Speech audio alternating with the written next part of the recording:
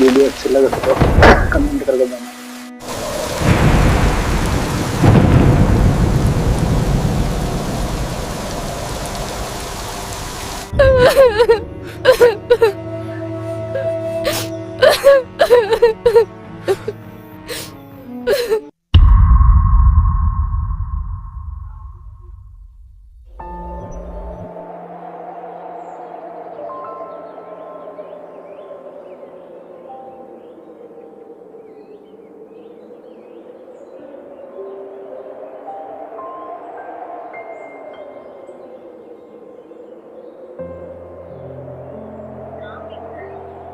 गांव के किनारे मिट्टी की सड़क के पास शिवराम की एक छोटी सी चाय की दुकान थी। गांव से आने जाने वाले राहगीर वहीं रुककर चाय पी लेते थे, जिससे शिवराम की थोड़ी बहुत कमाई हो जाती थी। उसी चाय की दुकान के पास ही उसकी फूस की एक छोटी सी झोपड़ी थी, जहां वह अपनी पत्नी सविता और अपनी नन्ही बेटी पायल के साथ रहता था। जैसे तैसे मेहनत करके उनकी जिंदगी चल रही थी, लेकिन जब सर्दियों का मौसम आया तो मानो वह उनके लिए किसी कहर से कम नहीं था। ठंडी हवाएं उनकी झोपड़ी के हर कोने में घुस जाती थीं और गरीब परिवार की परेशानियां और भी बढ़ने लगी थीं।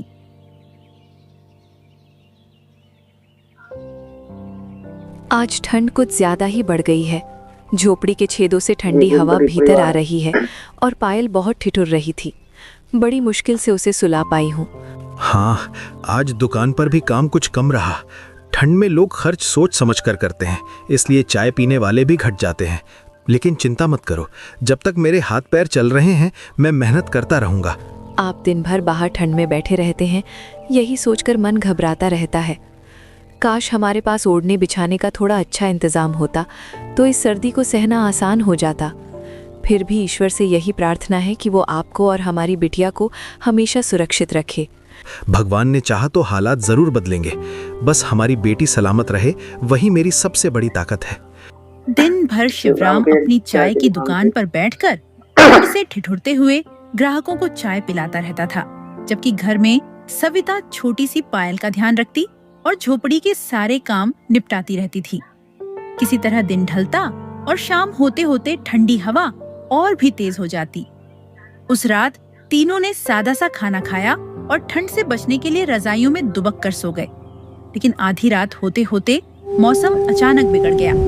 बर्फ जैसी ठंडी हवाओं के साथ तेज आंधी और तूफान चलने लगा, जिससे शिवराम और सविता की झोपड़ी जोर जोर से हिलने लगी।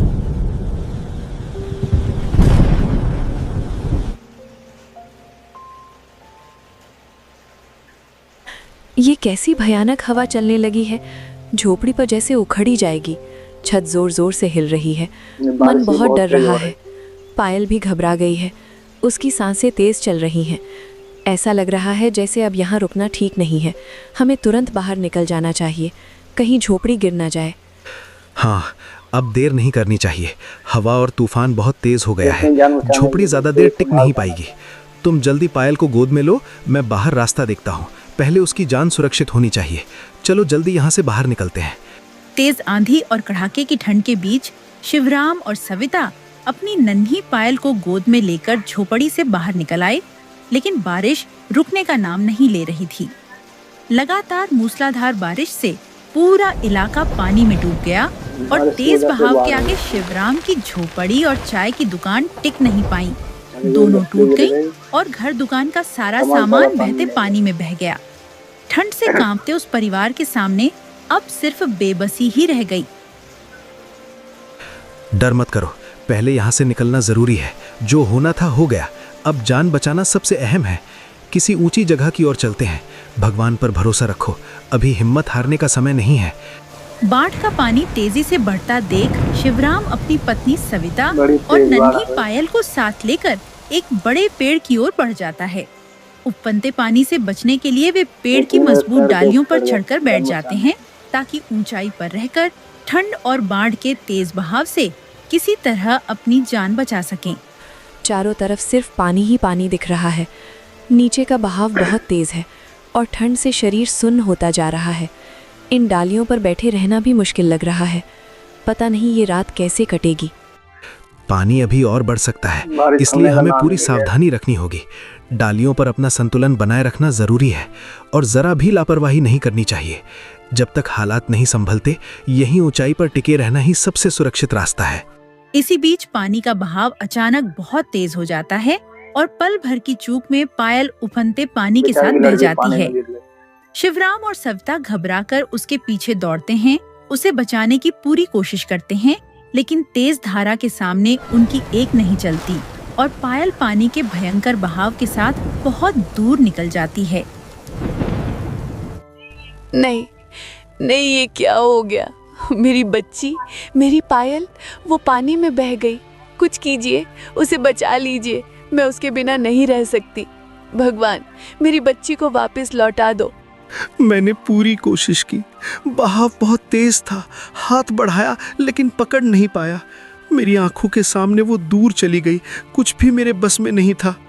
दोनों पति पत्नी फूट फूट कर रोते हुए उसी पेड़ के नीचे पूरी रात बिता देते हैं। अगली सुबह बारिश तो थम जाती है, लेकिन चारों तरफ नजर दौड़ाने पर दिखाई देता है कि पूरा गांव अब भी पूरा बाढ़ गांव के पानी में डूबा हुआ है। इतनी तेज बारिश। अब हमें हिम्मत नहीं हारनी है, चाहे कुछ भी हो हम उसे ढूंढेंगे। जब तक सांस चलेगी कोशिश करते रहेंगे। पूरी रात निकल गई, आंखों के आंसू सूखने का नाम ही नहीं ले रहे। चारों तरफ पानी ही पानी है, गांव पहचान में नहीं आ रहा। मन बहुत घबरा रहा है, समझ नहीं आ रहा वो अब कहाँ होगी। यहाँ बैठे रहने से कुछ नहीं होगा, बहाव उसे यहाँ से बहुत दूर ले गया होगा। चलो पास के दूसरे गांव की तरफ चलते हैं, हो सकता है वो वहीं तक पहुँच गई हो। जब तक खुद जाकर देख नहीं लेते तब तक मन को चैन नहीं मिलेगा। हाँ, शायद वहीं कहीं मिल जाए। चलिए, देर मत कीजिए। पायल को ढूंढने की आस में शिवराम और सविता कमर तक भरे पानी में उतरकर आगे बढ़ते रहे। चलते चलते ठंड और थकान के साथ उन्हें बहुत ज्यादा भूख भी सताने लगी। फिर भी वे उसे पुकारते हुए आगे बढ़ते गए और कब दूसरे गांव तक पहुंच गए उन्हें पता ही नहीं चला। लेकिन इतनी तलाश के बाद भी पायल का कहीं कोई पता नहीं चला। अब तो पैरों में जान ही नहीं बची। ठंड और पानी ने शरीर तोड़ दिया है। बहुत जोरों की भूख लग रही है। एक कदम भी आगे बढ़ाना मुश्किल हो रहा है। मुझे सामने एक ढाबा दिखाई दे रहा है, चलो वहीं चलकर कुछ खा लेते हैं, थोड़ी ताकत आ जाएगी। बस थोड़ी हिम्मत और रखो, पहले वहां पहुंचते हैं, फिर आगे का रास्ता देखेंगे। ढाबे पे खाना खाने के लिए आए। मालिक, अगर कुछ खाने को मिल जाए तो बड़ी मेहरबानी होगी। खाना चाहिए तो पहले पैसे देने होंगे, यहाँ बिना पैसे के कुछ नहीं मिलता। हालात बहुत खराब हैं, मेरे पास अभी पैसे नहीं हैं। अगर कोई काम हो तो बता दीजिए, काम के बदले खाना दे दीजिएगा। ठीक है, सारे जूठे बर्तन धो दो और पीछे सफाई कर दो। काम पूरा हुआ तो खाना मिलेगा। जी, मैं अभी करता हूँ। आप मेरी वजह से इतना मत कीजिए। तुम बस यहीं बैठकर आराम करो, पहले तुम्हें संभलना जरूरी है, बाकी मैं देख लूंगा। बस थोड़ा काम है, फिर खाना मिल जाएगा। तुम बैठी रहो, ज्यादा कमजोर लग रही हो, ये आदमी काम कर लेगा। ढाबे पर पहुंचकर शिवराम मालिक से काम मांग लेता है और देर तक वहां का सारा काम कर देता है। उसकी मेहनत देखकर ढाबे वाला खुश हो जाता है और दोनों को भरपेट खाना खिला देता है। खाना खाने के बाद वे फिर से पायल की तलाश में निकल पड़ते हैं, लेकिन रास्ते भर खोजने पर भी पायल कहीं नहीं मिलती। तभी सामने उन्हें एक राहत शिविर दिखाई देता है, जहां बाढ़ पीड़ितों को पनाह दी जा रही थी। वो देखो, सामने राहत शिविर है, शायद वहीं कुछ मदद मिल जाए। तुम्हारी तबीयत भी ठीक नहीं लग रही, वहां डॉक्टर होंगे, हो सकता है वहां किसी ने उसे देखा हो या कोई खबर मिल जाए। चलो वहीं चलते हैं, यही हमारी आखिरी उम्मीद है। सविता की बिगड़ती तबीयत और पायल को ढूंढने की एक आखिरी उम्मीद लिए शिवराम उस राहत शिविर की ओर बढ़ जाता है। राहत शिविर पहुंचते ही डॉक्टर सविता को दवाइयां देते हैं और उसे कुछ देर आराम करने की सलाह देते हैं, लेकिन शिवराम का मन वहां टिक नहीं पाता। उसकी आंखों के सामने बस पायल का चेहरा घूमता रहता है।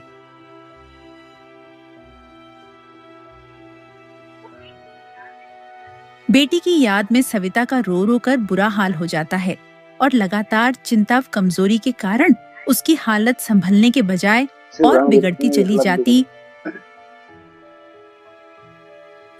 डॉक्टर शिवराम साहब, डॉक्टर के इनकी पास तबीयत ठीक नहीं हो रही है। दवा लेने के बाद भी हालत और बिगड़ती जा रही है।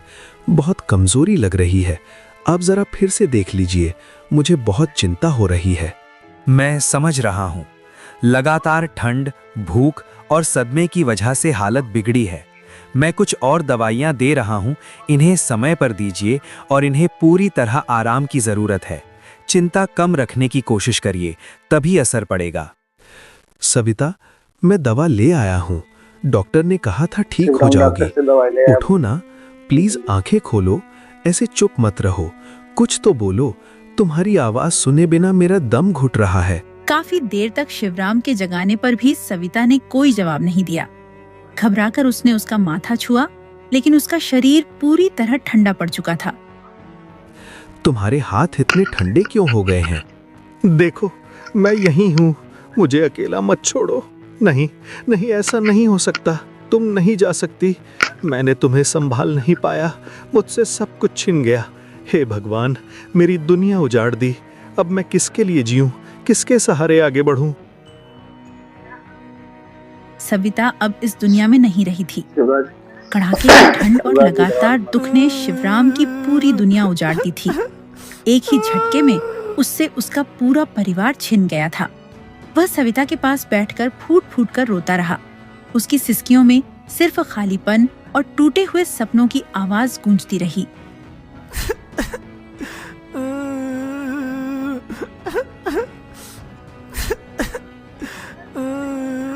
रोता बिलखता शिवराम अपनी पत्नी का क्रियाकर्म करने श्मशान घाट जाता है। सारे कर्म पूरे करने के बाद जब वह भारी कदमों से राहत शिविर की ओर लौट रहा होता है, तभी उसे कहीं से किसी के रोने की आवाज सुनाई देती है। वह आवाज धीरे धीरे और तेज होती जाती है तो शिवराम उस ओर बढ़ता है। पास जाकर जो वह देखता है, उसे अपनी आंखों पर यकीन नहीं होता। वह और कोई नहीं बल्कि उसकी बेटी पायल होती है। शिवराम उसे कसकर अपने सीने से लगा लेता है और पत्नी को खो देने के दर्द और बेटी को पा लेने की राहत के बीच फूट फूट कर रो पड़ता है।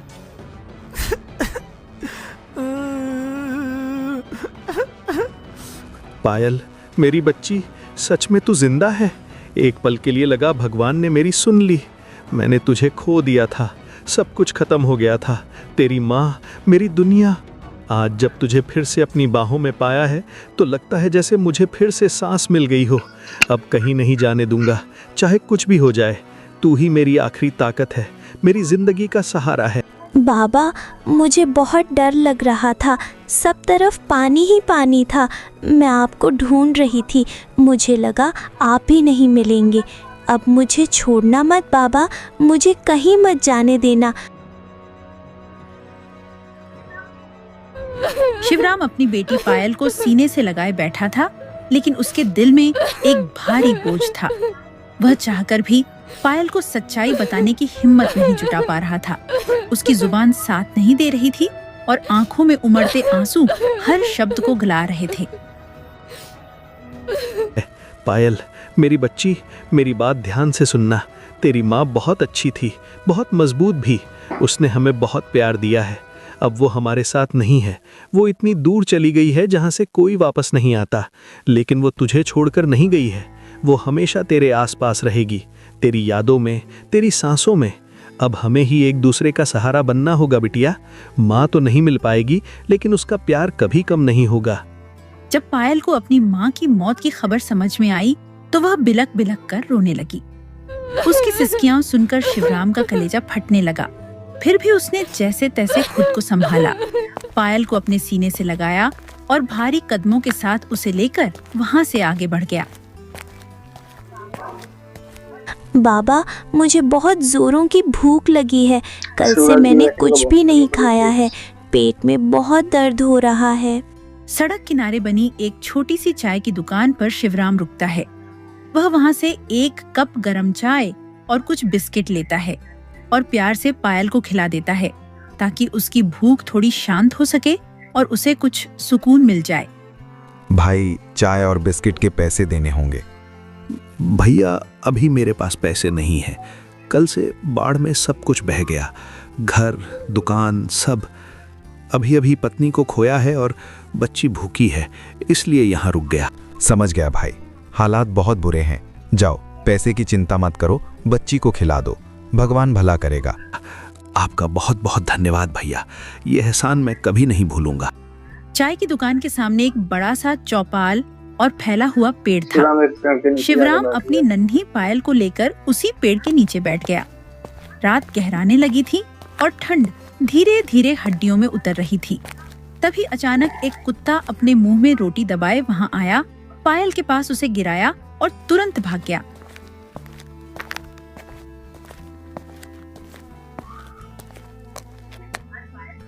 भूख से बेहाल पायल झट से रोटी उठाकर खाने लगी। यह दृश्य देखते ही शिवराम का दिल टूट गया और वह जोर जोर से रोने लगा। उसकी सिसकियों की आवाज सुनकर चाय की दुकान वाला घबराकर तुरंत वहां दौड़ा चला आया। अरे भाई, क्या हुआ? तुम ऐसे क्यों रो रहे हो? बच्ची की हालत देखकर दिल कांप गया। साफ साफ बताओ, क्या बीत गई तुम पर?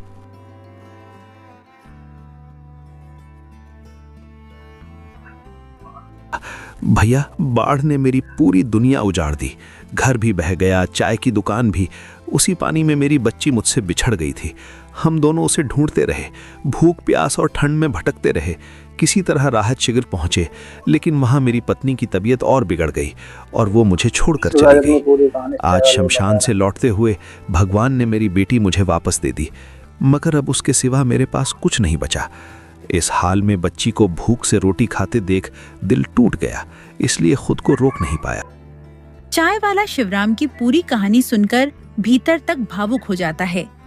वह बिना कुछ कहे शिवराम और पायल को अपने साथ ले चलता है और अपने घर ले जाता है। भाई, तुम्हारी बात सुनकर दिल कांप गया। इतनी बड़ी विपत्ति किसी दुश्मन पर भी ना आए। तुमने बहुत सह लिया है, अब और नहीं। इस ठंड और अंधेरी रात में यहाँ बैठे रहना ठीक नहीं है। चलो मेरे साथ घर चलो, वहां गर्म खाना मिलेगा, बच्ची को आराम मिलेगा और तुम भी थोड़ा सुकून पा सकोगे। आज से तुम अकेले नहीं हो, इंसानियत अभी जिंदा है और हम सब साथ हैं।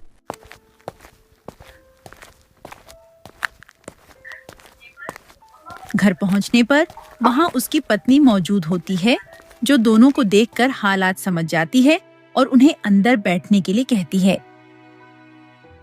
इन्हें अंदर बैठा लो, बहुत बड़ा दुख झेल कर आए हैं दोनों। ठंड और भूख ने हालत खराब कर दी है। पहले इन्हें सुकून चाहिए। इनकी दुनिया उजड़ गई है। आज से ये हमारे मेहमान नहीं, हमारे अपने हैं। अरे राम, बच्ची तो बिल्कुल सहमी हुई लग रही है। आप दोनों बैठिए, घबराइए मत। मैं अभी गर्म पानी और कुछ खाने का इंतजाम करती हूँ। हाँ, ऐसे वक्त में इंसान का साथ ही सबसे बड़ा सहारा होता है। चिंता मत कीजिए, जब तक हालात ठीक नहीं होते ये यहीं रहेंगे। भगवान ने हमें सेवा का मौका दिया है। खाना तैयार होने के बाद सभी लोग एक साथ बैठकर पेट भरकर खाना खाते हैं। थोड़ी देर में रात और गहरी हो जाती है। फिर पायल चाय वाले की पत्नी के साथ दूसरे कमरे में सो जाती है और शिवराम चाय वाले के साथ दूसरे कमरे में लेट जाता है, लंबे और थके हुए दिन के बाद कुछ पल की राहत पाते हुए। शिवराम, एक बात कहूं, अगर बुरा ना मानो तो मेरी चाय की दुकान पर तुम मेरे साथ काम कर लो। हम दोनों बारी बारी से दुकान संभालेंगे। दिन में मैं, रात में तुम। दुकान 24 घंटे खुली रहेगी तो कमाई भी अच्छी हो जाएगी। भैया, आपने पहले ही बहुत उपकार कर दिया है। इस हालत में काम की बात सुनकर मन घबरा भी रहा है। उपकार की बात मत सोचो, मेहनत का साथ है बस। तुम काम करोगे, मैं काम करूंगा, दोनों की भलाई होगी, बच्ची को भी सहारा मिलेगा। बस यही चाहिए। सुबह से नई शुरुआत करेंगे। अब आराम करो, बहुत थक गए हो। अगर आप इतना भरोसा कर रहे हैं तो मैं पूरी मेहनत करूंगा। जो भी काम होगा ईमानदारी से करूंगा। भैया, आज की बात जिंदगी ने फिर से चलना सिखा दिया। धन्यवाद। अगले ही दिन से चाय वाले ने शिवराम को अपनी चाय की दुकान पर काम पर रख लिया। दोनों ने मिलकर तय किया कि वे बारी बारी से दोनों पहर दुकान संभालेंगे ताकि दुकान दिन रात खुली रह सके। शिवराम रात भर चाय बनाता और चाय वाला दिन में दुकान संभालता। मेहनत और आपसी समझ से उनकी कमाई भी पहले से कहीं बेहतर होने लगी। इधर पायल भी चाय वाले की पत्नी के साथ घुल मिल गई थी। उसके स्नेह में उसे फिर से मां जैसा प्यार मिलने लगा। इसी तरह मेहनत, सहारे और नए रिश्तों के बीच कुछ महीने बीत गए। एक दिन शिवराम ने चाय वाले से कुछ कहने की हिम्मत जुटाई। भैया, आपसे एक तो हम बात चाय वाले कहना से कुछ चाहता कहना हूँ। चाहता था। आपने मुझे काम दिया, सहारा दिया, इसके लिए मैं ताउम्र आपका एहसान मानूंगा। लेकिन मन बार बार अपने गांव की ओर खिंचता है। वहां हर मोड़ पर सविता की यादें जुड़ी हैं। मैं वहीं जाकर फिर से अपनी चाय की दुकान खोलना चाहता हूं, ताकि उसी मिट्टी पर नई शुरुआत कर सकूं। मैं समझता हूँ भाई, कुछ जगहें सिर्फ जमीन नहीं होती, वे दिल से जुड़ी होती हैं। अगर तुम्हारा मन वहीं बसता है तो जाना ही ठीक है। मेहनत और ईमानदारी तुम्हारे साथ हैं। अगले दिन जब शिवराम अपनी बेटी पायल के साथ गांव की ओर जाने लगा तो चाय वाले ने उसे रोक लिया। उसने शिवराम के हाथ में कुछ पैसे रखते हुए कहा कि वह अपनी नई चाय की दुकान शुरू करे और हिम्मत न हारे। शिवराम, जाते वक्त ये थोड़े से पैसे चाय रख वाले लो, ने शिवराम को वहाँ कुछ नई पैसे दुकान दिए। खोलने में काम आ जाएंगे। और हालात काम आ चाहे गए। जैसे हों, हिम्मत मत हारना। भैया, आपने जिस दिन मुझे अपने घर की दहलीज पर बैठाया था, उसी दिन से मुझे लगा था कि भगवान ने मुझे फिर से सहारा दे दिया है। आपने मुझे काम दिया, इज्जत दी, मेरी बेटी को माँ का प्यार मिला। ये सब मैं जिंदगी भर नहीं भूल पाऊंगा। ये पैसे मेरे लिए सिर्फ मदद नहीं है, बल्कि नई शुरुआत की ताकत है। मैं वादा करता हूं कि मेहनत और ईमानदारी से फिर से अपनी दुकान खड़ी करूंगा और आपकी दी हुई इस मदद को कभी व्यर्थ नहीं जाने दूंगा। दिल से आपका धन्यवाद भैया। उस सहारे और भरोसे को पाकर शिवराम की आंखें भर आईं। उसने पायल का हाथ थामा और नई उम्मीद के साथ आगे बढ़ गया। गांव पहुंचकर शिवराम उसी पुरानी जगह पर जाता है जहां उसकी पत्नी सविता की यादें हर कोने में बसी थीं। उसी मिट्टी पर उसने फिर से एक छोटी सी झोपड़ी खड़ी की और टूटे हुए हौसलों को समेटकर अपनी चाय की शिवराम दुकान ने दोबारा चाय शुरू दुकान की। खोली, सविता नाम। पत्नी की याद में उसने दुकान का नाम रखा सविता चाय दुकान, ताकि हर दिन उसके नाम से जुड़ी यादें जिंदा रहें। अपनी नन्ही पायल का हाथ थामे शिवराम ने एक नई जिंदगी की शुरुआत की, मेहनत और उम्मीद के सहारे आगे बढ़ते हुए। हालांकि समय के साथ जख्म कुछ भरने लगे, लेकिन सविता की कमी आज भी दोनों के दिलों में कहीं न कहीं चुपचाप बनी रही। एक ऐसी खाली जगह जिसे कोई भी पूरी तरह भर नहीं सका।